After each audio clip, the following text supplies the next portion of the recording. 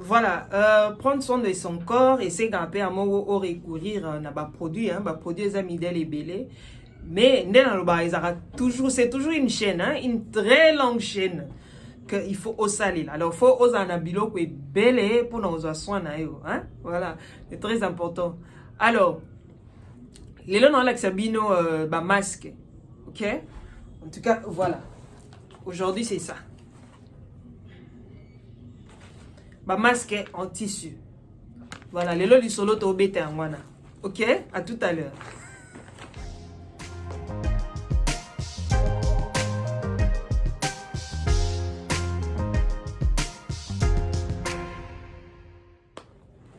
Voilà, merci de ceux qui boyent bibiso, hein, que soit l'endroit ici vous allez. En tout cas, abonnez à Kinshasa. Merci pour votre soutien. C'est toujours un grand plaisir. Hein.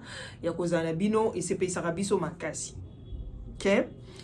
Alors, abonnez à de partout aussi. Merci. Nandenge Bozara toujours Nabiso. C'est toujours un grand plaisir. Vraiment une joie immense. Hein. Yaoueba que Bozana Biso et communauté surtout et que ça ne fait que s'agrandir. En tout cas. Faut toujours dans la joie. Hein? Voilà, en tout cas, merci beaucoup. Alors, Yope Moutoye peut-être Lelo, Oyambi Bisoka, Lelo, Koutena Biso Lelo, bienvenue aux Anna Coloris Club 84. De Beta Ramasolo, il y a cosmétique, il y a souki, il y a beauté, il y a accoutrement ou habillement, en tout cas, et dépendant na yo, ndenge oko luka, oyeba, problème na ezanini. Alors, soko komeli biso, ne toloba toujours, toko tanga message na yo, et puis toko réagir, en tout cas, bienvenue.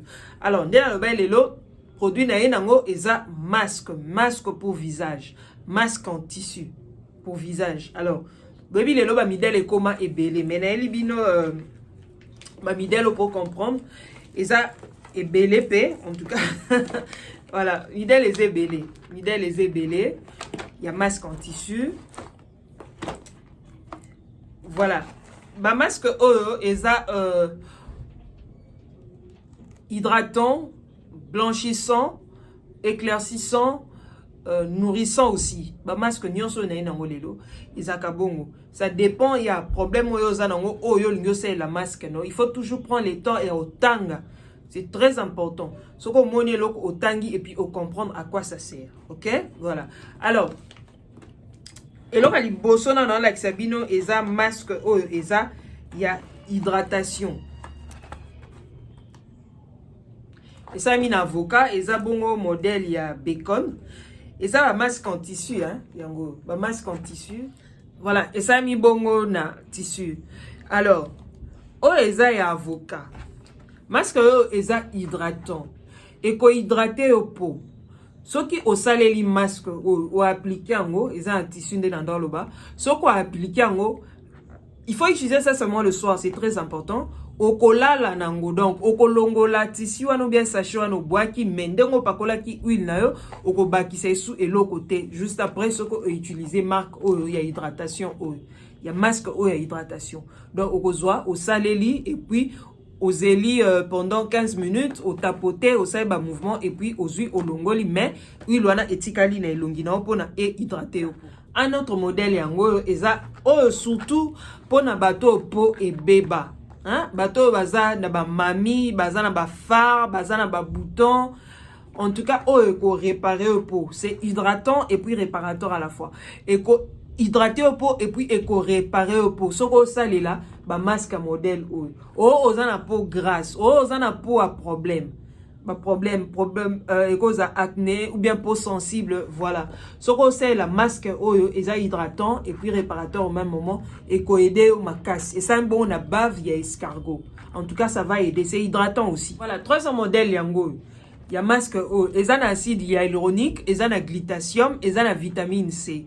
C'est plus bateau bako utiliser moi ça bateau moi toi ça ba bouton aux avons ba bouton aux ana ba graisse aux ana ba sébum au coco ça elango mais muta pas normal pas ko ça là ça ne dérange pas muto azana peau grasse muto azana peau à tendance acnéique et koedo parce que ekolongola et koedo contre le bouton et koedo contre ba sébum et aider contre graisse et si là on est long, c'est très important. Alors oko salela oyo et puis bien nango susu epesaka glow epesaka éclat na elongi. Donc c'est très important. Si vous avez besoin elongi ngelaka yo, en tout cas oko salela ngo ça va t'aider epesaka glow. Voilà, il y a la glytation na kati. Et puis c'est hydratant, hein. Faut pas oublier, c'est hydratant. Alors, tozana oyo brightening. Oyo eza éclaircissant. Et ça mis na miel. En tout cas, et ça na miel eza éclaircissant. Et ça na miel. Et ça na acide hyaluronique na kati. Ça hydrate, ça blanchit. Alors, oyo comme eza blanchissant, soko salé nan oko oumisa ngo na elongité. Soko salé lango. Soko salé liango, après il faut appliquer lotion tonique na yo, c'est très important parce que eza blanchissant. Soko soko tchango 10 minutes ça peut suffire au visage, aux huiles, lotion tonique na par après au appliquer au cœur au lali. C'est très important. Alors, avant aussi là, oyo na oyo. Oyo eza bon na kojique, na collagène.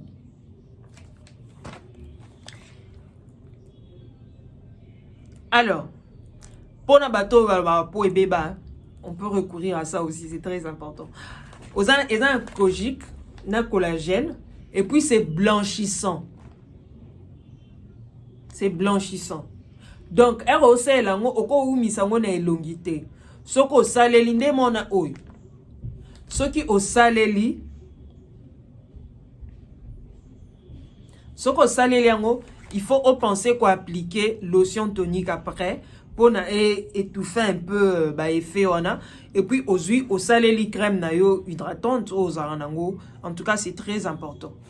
Voilà, masque on a proposé bino lelo yango. Si vous avez besoin de là, voilà. Si vous avez besoin de là, hydraté, voilà. Si vous avez besoin de là, yango. Si vous avez besoin d'hydratation, pamba, na l'accès binopé bien avant. Ou avocat, comme on conseille la acide hyaluronique, hein, il va dépendre na yo. En tout cas, c'est pour tout type de peau. Moutounions sont assez retrouvés na ba masque qu'on a présenté. Cause na difficulté, non, il y a déjà des masques au bas sali déjà. Comme peut au la no ba masque non au ba proposaka naturellement dans ba produit naturel et dépend de ba masque fait maison. Mais sans un temps c'est la ba masque fait maison te voilà les produits sont là sont disponibles. Donc ndani no ko sali lango. Première étape, on nettoie elongina normalement. Si c'est le soir, tu te démaquilles, ne to maison toujours koloba. Oye, on nettoie elongina yo na gel nettoyant na yo au sali là d'habitude. Après, au côté, au sokoli, normalement, au bima douche na yo, au zui yango, au kofongola na paquet. De toutes les façons, il y aura une autre vidéo où je vais vous présenter comment utiliser. Au kofongola paquet, et zakana huile mona kati. Au kozoka maboko no koti, au zui non huile wana au appliqué, ne longi. Attention, na va contour à mise. Au zui au appliqué, au zui huile wana au appliqué, ne longi. Après, au kobimisa sachet na o ezana masque. Partie où ils ont un tissu, de au déposer na elongi. En tout cas, au vendis yango, faut vendis yango bien. Alors, huile wana au appliquer na elongi et permettre que air masque no okoya kocha tissu wana et venda facilement. OK? Et ko venda facilement. Aux huiles au déposer comme il faut, mis sous awa et tikalaka munoko zolo et tikalaka libanda. Au déposer vraiment elongi na nyonso na kingo. Alors, elle aussi lisa. Si on dépose au 10 minutes. Par contre, les éclaircissants, en tout cas, non, conseille 10 minutes. 10 minutes, c'est trop. 5 à 6 minutes au long parce que ça chauffe au visage. Aux huiles, par contre, les hydratants, tu peux faire 15 minutes avec. Hein, en tout cas, ça ne dérange pas. Aux huiles, au déposer, au bandit, au tapoter, au ça, la moi, mouvement. Au tapoter, au tapoter, au tapoter, au tapoter, au tapoter, au tapoter, masque on est vendu. Koti kango e kauka ote na elongi o balobi faut e kauka ote na elongi. Faut le roulant a reza moins humide. Hein? Au tiki, au zeli, au tapoter, aux yeux zeli. Après au yo kolongola. Au komona yo monde ni ko sala. Alors par après aux huiles lotion tonique na yo au landi si comme il faut ti na kingo. C'est très important. Aux huiles lotion tonique non ou appliquer tina kingo et puis oyo crème hydratante na yo ou appliquer mukolo na poko osala ko appliquer lotion éclaircissante. OK? Voilà. Alors, soko yebi pe que okosala gommage mukolo ngo, ozui gommage na yo osali. Après gommage na yo, nde okozwa masque oeza hydratant, s'il vous plaît. Masque oeza hydratant nde osali la. Oeza éclaircissant ou blanchissant. Ozwa masque oeza hydratant, ozui ou déposer na elongi comme il faut. Après gommage, c'est très important. Au contraire, si vous avez un gommage, vous avez un éclaircissant, ça ne dérange pas. Mais de toute façon, si ici na masque, en tout cas, soit lotion tonique non, ou appliquer. Et puis, au bakisi crème non, hydratante. Ok, au lali non, c'est toujours pour le soir. Hein, aux yeux au salé en tout cas. Voilà. C'est pour tout type de peau. Et ça, juste pour eau hydratée, au sa peau na yo. En tout cas, peau, hein, souplesse et zonga. Dans quatre peau, non, c'est très important. Ok. Pour lelo, to soukia. To peux s'ani rendez-vous prochainement. Elle est bien fort. À bientôt.